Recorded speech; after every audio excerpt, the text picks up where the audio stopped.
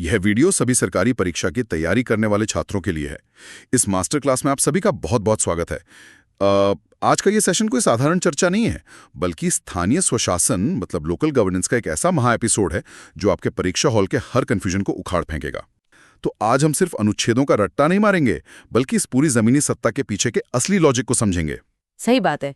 अक्सर छात्र रटने में लग जाते हैं और कॉन्सेप्ट छूट जाता है। एग्जैक्टली। तो सबसे पहले जितने भी छात्र जुड़ चुके हैं, फटाफट चैनल को सपोर्ट करें, वीडियो को लाइक करें और कमेंट बॉक्स में अपनी हाजिरी लगा दें। और एक जरूरी बात, आपकी एकाग्रता चेक करने के लिए मैं इस पूरे सेशन के बीच में 5 अहम क्विज के सवाल पूछूंगी। अच्छा, तो मतलब आज एकदम लाइव टेस्ट भी चलने वाला है साथ साथ। एकदम। सबको अपनी नजरें और कान बिल्कुल खुले रखने हैं और आज इन पन्नों को एकदम आसान भाषा में डिकोड करने के लिए हमारी एक्सपर्ट भी हमारे साथ हैं। स्वागत है आपका। शुक्रिया। इस मंच पर आकर हमेशा ही बहुत अच्छा लगता है। स्थानीय स्वशासन भारत की राजव्यवस्था का एक ऐसा हिस्सा है जिसे समझे बिना आप देश के ढांचे को समझ ही नहीं सकते। मेरी कोशिश यही रहेगी कि आज हम सिर्फ क्या है ये न रटें, बल्कि क्यों और कैसे पर बात करें। और यही हमारी इस डीप डाइव का असली मकसद है। तो शुरुआत एकदम नींव से करते हैं। जब भी लोकल गवर्नेंस की बात आती है तो संविधान के भाग 4 यानी डीपीएसपी के अनुच्छेद 40 का जिक्र होता है, जिसमें ग्राम पंचायतों के संगठन का सपना देखा गया था। हाँ, वो एक बहुत ही शुरुआती विजन था। राइट। लेकिन 1950 में संविधान लागू हुआ और इसे जमीन पर उतरने में 1992 में आ गया। मतलब 4 दशक से ज्यादा लग गए। इतना लंबा समय क्यों लगा? देखिए, इसके पीछे बहुत ही दिलचस्प और ऐतिहासिक द्वंद्व है। जब संविधान बन रहा था ना, तो 2 अलग-अलग विचारधाराएं आपस में टकरा रही थीं। अच्छा, कौन सी विचारधाराएं? एक तरफ महात्मा गांधी का ग्राम स्वराज का सपना था। वो चाहते थे कि सत्ता सीधे गांव के हाथों में हो। लेकिन दूसरी तरफ डॉक्टर भीमराव अंबेडकर की बहुत ही गहरी चिंताएं थीं। उनका मानना था कि भारतीय गांव उस समय जातिवाद और सामंतवाद का गढ़ थे। हाँ, वो तो था। उस समय का समाज बहुत अलग था। बिल्कुल। तो अंबेडकर जी को लगता था कि अगर बिना किसी मजबूत केंद्रीय ढांचे के सारी पावर सीधा गांव को दे दी गई, तो जो ताकतवर वर्ग है वो कमजोर वर्गों का और ज्यादा शोषण करेगा। पॉइंट है। तो फिर क्या बीच का रास्ता निकाला गया? हाँ, इसीलिए अनुच्छेद 40 को नीति निर्देशक तत्वों यानी डीपीएसपी में डाल दिया गया। इसका सीधा सा मतलब था कि सरकार के लिए ये एक निर्देश तो है, लेकिन कोई कानूनी बाध्यता नहीं है। मतलब ये एक बिना दांतों वाला शेर था। सरकार का मन करे तो पंचायत बनाए, ना करे तो ना बनाए। बिल्कुल सही पकड़ा आपने। और कई सालों तक यही हुआ भी। कई राज्यों ने अपने हिसाब से पंचायतें बनाई जरूर, लेकिन उनके पास न तो कोई पैसा था और न ही कोई असली पावर। तो इसी कमजोरी को दूर करने के लिए आखिरकार 1992 में वो ऐतिहासिक बदलाव हुआ है ना? जी हाँ, 73वां और 74वां संविधान संशोधन। इन संशोधनों ने स्थानीय स्वशासन को सीधा संविधान का हिस्सा बना दिया और उसे एकदम अनिवार्य कर दिया। और यहीं से भारतीय प्रशासन में एक लकीर खिंच जाती है। 73वें संशोधन ने पूरा फोकस ग्रामीण प्रशासन पर किया, जिसे संविधान के भाग 9 में जगह मिली और इसमें त्रिस्तरीय प्रणाली लागू की गई। और उसी के समानांतर जो 74वां संशोधन था वो शहरी प्रशासन के लिए लाया गया, जो भाग 9A में रखा गया। राइट। तो सबसे पहले इस ग्रामीण प्रशासन की गहराई में गोता लगाते हैं। 73वें संशोधन के जो प्रावधान हैं वो अनुच्छेद 243 से 243O तक जाते हैं। इसमें जो सबसे ताकतवर चीज है वो है ग्राम सभा। लेकिन यहाँ बहुत बड़ा कंफ्यूजन होता है लोगों को। हाँ, लोग अक्सर ग्राम सभा और ग्राम पंचायत को एक ही मान लेते हैं, जो कि एकदम गलत है। बिल्कुल। ग्राम सभा कोई चुनी हुई संस्था थोड़ी है। गांव के जितने भी रजिस्टर्ड वोटर है ना, उन सब का समूह ग्राम सभा है। जो वोट दे सकता है वो ग्राम सभा का सदस्य है। सही कहा आपने। इसे आप गांव की अपनी एक संसद समझ सकते हैं। इसी ग्राम सभा के ऊपर वो 3 स्तर वाली प्रणाली काम करती है।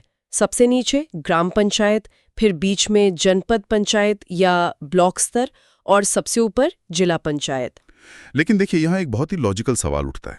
भारत में तो हर राज्य का साइज एकदम अलग है। एक तरफ यूपी है और दूसरी तरफ सिक्किम या गोवा है। बिल्कुल। तो क्या हर छोटे राज्यों को भी ये 3 स्तर का भारी भरकम ढांचा बनाना ही पड़ेगा? ये तो बहुत खर्चीला हो जाएगा ना? नहीं, संविधान निर्माताओं ने इस बात का पूरा ध्यान रखा था। इसके लिए एक बहुत ही स्पष्ट छूट दी गई है। नियम ये है कि जिन राज्यों की जनसंख्या 20 लाख से कम है, वहां मध्यवर्ती स्तर मतलब जनपद पंचायत बनाना अनिवार्य नहीं है। अरे वाह, ये तो बहुत बढ़िया प्रावधान है। हाँ, वो राज्य चाहें तो सीधे ग्राम और जिला पंचायत वाली द्विस्तरीय व्यवस्था अपना सकते हैं। इससे छोटे राज्यों का काफी पैसा और संसाधन बच जाता है। और छात्रों, ये एग्जामिनर का सबसे पसंदीदा ट्रैप है। और इसी बात पर आता है आपके लिए पहला क्विज। तो जो भी लोग सुन रहे हैं, बिना गूगल किए कमेंट में बताएं, 73rd संविधान संशोधन के तहत यदि किसी राज्य की जनसंख्या कितने लाख से कम है तो मध्यवर्ती स्तर की पंचायत बनाना अनिवार्य नहीं है। फटाफट कमेंट सेक्शन में आंसर भर दीजिए। मुझे यकीन है जो ध्यान से सुन रहे हैं उनका जवाब एकदम सही आएगा। चलिए नेक्स्ट पेज में चलते हैं। ग्रामीण भारत को समझ लिया, अब जरा शहरों की तरफ चलते हैं। 74वें संशोधन के तहत भाग 9A में शहरी प्रशासन का ढांचा है। इसके अनुच्छेद 243P से 243ZG तक जाते हैं। यहाँ भी 3 प्रकार की नगर पालिकाएं हैं। लेकिन शहरों का मामला गांव से थोड़ा अलग होता है, क्योंकि शहर लगातार अपना आकार बदलते रहते हैं। हाँ, और इसको याद रखने के लिए मैं छात्रों को एक बहुत ही शानदार एनालॉजी देता हूँ। इसे किसी बिजनेस की तरह समझिए। अच्छा। जब कोई गांव बस शहर बनने वाला होता है, मतलब जो संक्रमणशील क्षेत्र है, उसे एक स्टार्टअप मान लीजिए। ये है नगर पंचायत। अच्छा, बहुत बढ़िया उदाहरण है ये, है ना? और जब वो थोड़ा बड़ा होकर एक स्थापित छोटा शहर बन जाता है, तो वो एक मिड साइज कंपनी है जिसे नगरपालिका परिषद कहते हैं। और अंत में जब वो एक विशाल महानगर बन जाए, तो वो एक मल्टीनेशनल कंपनी या MNC बन गया, जिसे नगर निगम कहा जाता है। ये एनालॉजी सच में बहुत सटीक बैठती है, क्योंकि देखिए एक महानगर के पास बहुत बड़ा बजट होता है, भारी इंफ्रास्ट्रक्चर होता है जो नगर पंचायत नहीं संभाल सकती। और इसी शहरी जटिलता को संभालने के लिए एक और व्यवस्था है, वार्ड समितियां। वार्ड समितियां ये कब बनती हैं? देखिए, जब किसी नगर पालिका क्षेत्र की जनसंख्या 3 लाख या उससे ज्यादा हो जाती है ना, तो वहां वार्ड समितियों का गठन एकदम अनिवार्य हो जाता है। अच्छा, 3 लाख की लिमिट है इसके लिए? बिल्कुल, क्योंकि जब शहर इतना बड़ा हो जाए तो एक अकेला मेयर हर गली की समस्या थोड़ी सुन सकता है। प्रशासन को जनता के और करीब ले जाने के लिए ये समितियां बनाई जाती हैं। मतलब सत्ता का एकदम जमीनी विकेंद्रीकरण। बिल्कुल। चलिए अब आगे बढ़ते हैं। ढांचा खड़ा हो गया, अब इस खेल के नियम समझते हैं। परीक्षा के लिए सबसे अहम है कार्यकाल और चुनाव लड़ने की उम्र। कार्यकाल की बात करें तो अनुच्छेद 243E पंचायतों के लिए और 243U नगर पालिकाओं के लिए स्पष्ट रूप से 5 वर्ष का समय तय करते हैं। और ये 5 साल पहली बैठक से गिने जाते हैं। लेकिन मान लीजिए किसी वजह से पंचायत 5 साल से पहले ही भंग हो गई, डिसॉल्व हो गई, तो क्या होगा? तो नियम बहुत कड़ा है। विघटन के 6 महीने के भीतर चुनाव कराना ही पड़ेगा, कोई बहाना नहीं चलेगा। 6 महीने ही क्यों? मतलब 5 साल तक इंतजार क्यों नहीं कर सकते? अरे, इसके पीछे बहुत बड़ा इतिहास है। 1992 से पहले जब राज्यों के पास बहुत पावर थी तो वो अक्सर राजनीतिक दुश्मनी में पंचायतों को भंग कर देते थे और फिर 10-10 साल तक चुनाव ही नहीं करवाते थे। बाप रे, 10 साल तक पंचायत खाली। हाँ, सारा काम नौकरशाह करते थे। इसी तानाशाही को रोकने के लिए ये 6 महीने वाला नियम लाया गया, ताकि लोकतंत्र में कोई खालीपन न रहे। ये बहुत मजबूत शील्ड है। और इसी से जुड़ा है उम्र का मुद्दा। हम जानते हैं वोट देने की उम्र 18 है, लोकसभा के लिए 25 है, लेकिन स्थानीय चुनाव लड़ने की उम्र 21 वर्ष है, अनुच्छेद 243F और 243V के तहत। ये अंतर समझना बहुत जरूरी है छात्रों के लिए। देखिए, 18 की उम्र में आप प्रधानमंत्री चुन सकते हैं, लेकिन एक सरपंच या पार्षद को प्रशासन के जमीनी झगड़े, सड़क, पानी के विवाद सुलझाने होते हैं। बिल्कुल प्रैक्टिकल समझ चाहिए वहाँ। जी, इसके लिए 18 साल से थोड़ी ज्यादा परिपक्वता और 25 से पहले की ऊर्जा का बैलेंस चाहिए। इसीलिए 21 वर्ष तय किया गया। एक दिन भी कम हुआ तो आप चुनाव नहीं लड़ सकते। और इसी बात पर आता है क्विज प्रश्न 2। सब लोग अपनी टाइपिंग स्पीड बढ़ा लें। प्रश्न है, पंचायत और नगर पालिका का चुनाव लड़ने के लिए न्यूनतम आयु क्या है? जल्दी से कमेंट करें। ये वो फैक्ट है जहां एग्जाम में सबसे ज्यादा गलतियां होती हैं। बिल्कुल, इसमें कंफ्यूज नहीं होना है। अब नियमों के बाद हमें उन 2 स्तंभों की बात करनी चाहिए जिन्होंने जमीनी हकीकत बदल दी, आरक्षण और आयोग। नेक्स्ट पेज में चलते हैं। आरक्षण का जिक्र 243D और 243T में है। महिलाओं के लिए 33% आरक्षण तो ऐतिहासिक था ही, साथ ही SC और ST के लिए भी जनसंख्या के हिसाब से आरक्षण दिया गया। लेकिन यहाँ एक कड़वी सच्चाई भी है जो हमें चर्चा करनी चाहिए। सरपंच पति का कॉन्सेप्ट। हाँ, ये बहुत सुना है। महिला सरपंच बन जाती है, लेकिन सारा काम पीछे से उसका पति या देवर संभाल रहा होता है। तो क्या इस 33% ने सच में फायदा किया? देखिए, ये सवाल बहुत प्रैक्टिकल है। शुरुआत के 20 सालों में सरपंच पति वाली समस्या बहुत हावी थी। लेकिन अगर आप लॉन्ग टर्म इम्पैक्ट देखें ना, तो इस आरक्षण ने बहुत बड़ा सामाजिक बदलाव किया है। वो कैसे? जिन गांवों में महिलाएं कभी घूंघट से बाहर नहीं आती थीं, आज वो कम से कम ब्लॉक ऑफिस जा रही हैं, अधिकारियों से बात कर रही हैं। और रिसर्च बताती है कि जहां महिला सरपंच है, वहां शिक्षा और स्वास्थ्य पर बजट ज्यादा खर्च होता है। अरे वाह, मतलब बदलाव धीरे धीरे ही सही लेकिन आ रहा है। बिल्कुल। और इस पूरी प्रक्रिया को निष्पक्ष रखने के लिए 2 आयोग बनाए गए, राज्य चुनाव आयोग और राज्य वित्त आयोग। अब यहाँ कई छात्र सोचते हैं कि जब केंद्र में चुनाव आयोग है तो राज्य चुनाव आयोग की क्या जरूरत पड़ गई? जरूरत इसलिए पड़ी क्योंकि पूरे देश में 30 लाख से ज्यादा पंचायत और नगर पालिका प्रतिनिधि चुने जाते हैं। इतने बड़े स्केल पर बैलेट पेपर छापना और चुनाव कराना अकेले ईसीआई के बस की बात नहीं थी। और दूसरा है राज्य वित्त आयोग। भाई, पंचायत तो बन गई, चुनाव भी हो गया, लेकिन पैसा ही नहीं होगा तो नाली कैसे बनेगी? एकदम सही बात है। राज्य वित्त आयोग यही तय करता है कि पंचायतों को राज्य के राजस्व से उनका हिस्सा मिले, और ये हर 5 साल में बनता है। और छात्रों, इन आयोगों के आर्टिकल्स याद रखने की मैं एक बहुत सॉलिड ट्रिक बता रहा हूं। ग्रामीण पंचायत के लिए राज्य वित्त आयोग है 243 आई में। इसे याद रखो, आई फॉर इनकम, और इनकम मतलब वित्त। और चुनाव आयोग है 243 के में, मतलब के फॉर कराना चुनाव। ये तो बहुत मजेदार ट्रिक है, और ये ट्रिक शहरी निकायों में भी काम करेगी, बस अनुच्छेद बदल जाएंगे। शहरी के लिए वित्त आयोग 243Y में है और चुनाव 243ZA में है। बिल्कुल। और इसी ट्रिक का टेस्ट लेने के लिए आता है क्विज प्रश्न। 3 राज्य वित्त आयोग का गठन पंचायतों के लिए संविधान के किस अनुच्छेद के तहत किया जाता है? ट्रिक याद करें और तुरंत कमेंट में उत्तर दें। चलिए अब आगे देखते हैं।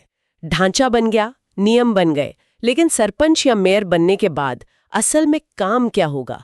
शक्तियां क्या होंगी? अब आगे बढ़ते हैं। वही ना, मतलब क्या सरपंच पुलिस कंट्रोल करेगा या सिर्फ सड़क बनाएगा? इसका जवाब संविधान के अनुसूचियों में है।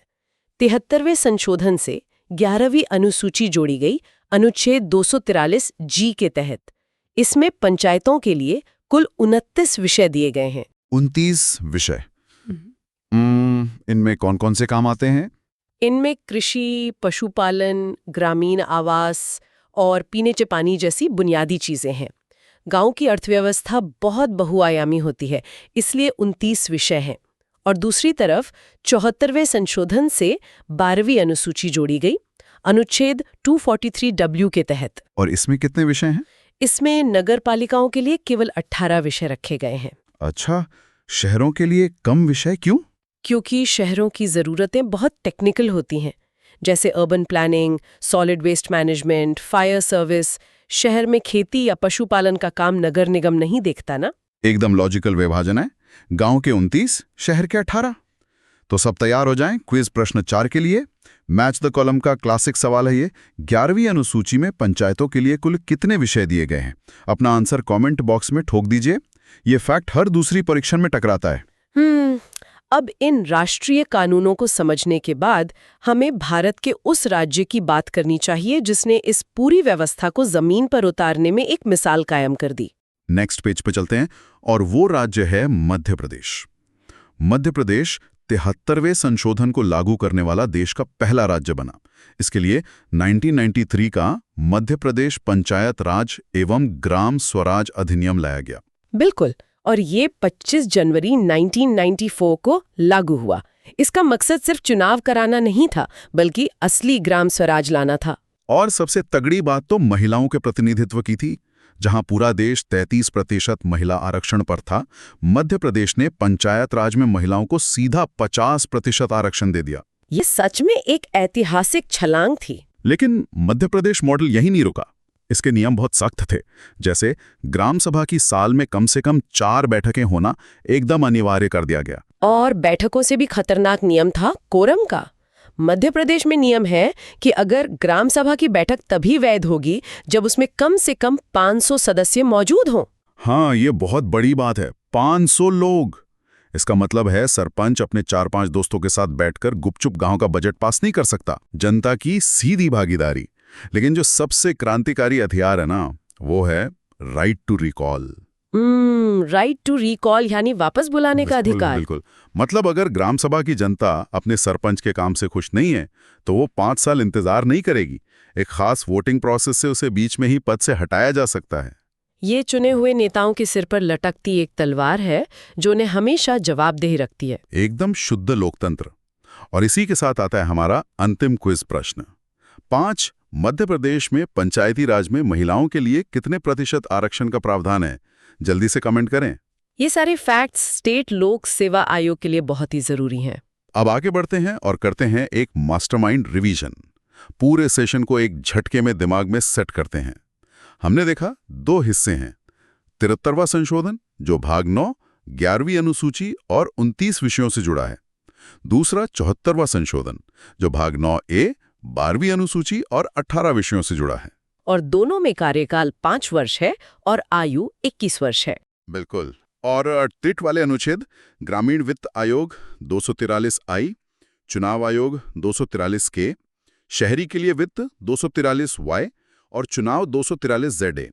और आखिर में मध्य प्रदेश का 1993 एक्ट जो 25 जनवरी 1994 को लागू हुआ, जिसमें 50% महिला आरक्षण, 4 बैठकें, 500 का कोरम और राइट टू रिकॉल है। ये माइंड मैप सच में एक अचूक हथियार है छात्रों के लिए। सभी छात्र इस समरी को अपने शॉर्ट नोट्स में तुरंत उतार लें। यही एग्जाम में आपको बाकियों से आगे रखेगा। तो ये था हमारा स्थानीय स्वशासन पर एक फुल ऑन डीप डाइव। मुझे उम्मीद है सारे लॉजिक एकदम शीशे की तरह साफ हो गए होंगे।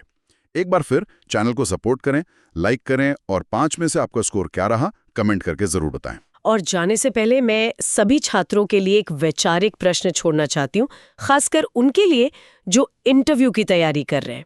जरा सोचिए, संविधान ने पंचायत स्तर पर जनता को राइट टू रिकॉल का अधिकार दिया है, लेकिन विधायक या सांसद के स्तर पर ऐसा कोई अधिकार नहीं है। अगर ये राइट टू रिकॉल ऊपर के स्तर पर भी लागू हो जाए तो क्या इससे लोकतंत्र ज्यादा मजबूत होगा या हर 6 महीने में सरकारें गिरेंगी और भयंकर राजनीतिक अस्थिरता आ जाएगी? इस पर खुद से तर्क करें और अपना एक नजरिया बनाएं। क्या बात है, ये तो सच में इंटरव्यू बोर्ड का फेवरेट सवाल बन सकता है। छात्रों, इस पर मंथन जरूर कीजिएगा और कमेंट्स में अपने विचार बताइएगा। आज के इस मास्टर क्लास में बस इतना ही। अपनी तैयारी मजबूत रखें और सीखते रहें। मिलते हैं अगले वीडियो में।